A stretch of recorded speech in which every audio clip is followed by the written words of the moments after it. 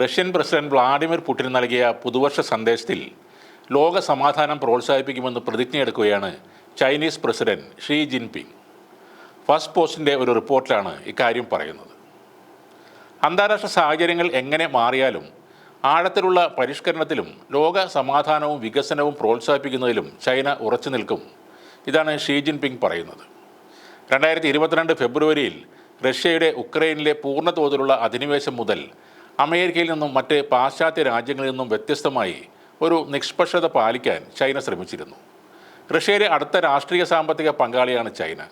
അതിനാൽ തന്നെ ചില നാറ്റോ രാജ്യങ്ങൾ ചൈനയെ ഈ യുദ്ധത്തിൻ്റെ വക്താവ് എന്ന് വിശേഷിപ്പിച്ച് രംഗത്ത് എത്തിയിരുന്നുവെങ്കിലും ചൈന അതിനെതിരെ പ്രതികരിച്ചില്ല എന്നതും ശ്രദ്ധേയമാണ്.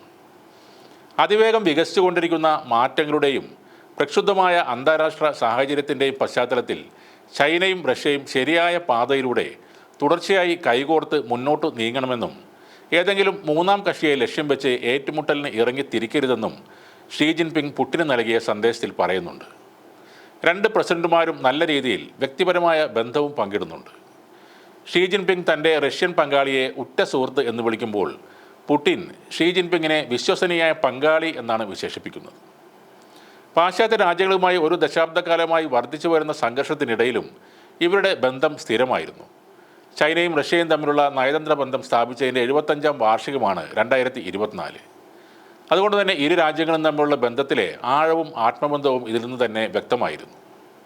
ലോകരാഷ്ട്രങ്ങൾ തമ്മിൽ പ്രശ്നങ്ങൾ ഉണ്ടാകുമ്പോൾ സ്വന്തം താല്പര്യങ്ങൾക്ക് മാത്രമായി അതിലെല്ലാം കയറി ഇടപെടുന്ന കൂട്ടത്തിലെ ശക്തന്മാരുടെ പക്ഷം പിടിക്കുന്ന അമേരിക്കയുടെ തന്ത്രങ്ങൾ ഇനി വിലപ്പോകില്ല എന്ന് തന്നെ കരുതണം. കച്ചവടമായാലും ടെക്നോളജി ആയാലും അഥവാ ഇനിയൊരു യുദ്ധമായാലും റഷ്യയും ചൈനയും ഒരുമിച്ച് കൈകോർത്ത് നിൽക്കുന്ന ഒരവസ്ഥ അമേരിക്ക സ്വപ്നം കാണാൻ പോലും ഭയക്കുന്ന ഒന്നാണ്. ഈ പുതുവർഷത്തിൽ റഷ്യയും ചൈനയും തമ്മിലുള്ള ബന്ധങ്ങൾ കൂടുതൽ ശക്തമാകുമ്പോൾ അമേരിക്ക എന്ന സാമ്രാജ്യത്വ ശക്തിയുടെ അടിക്കല്ല് തന്നെയാണ് ഇളകുന്നത്.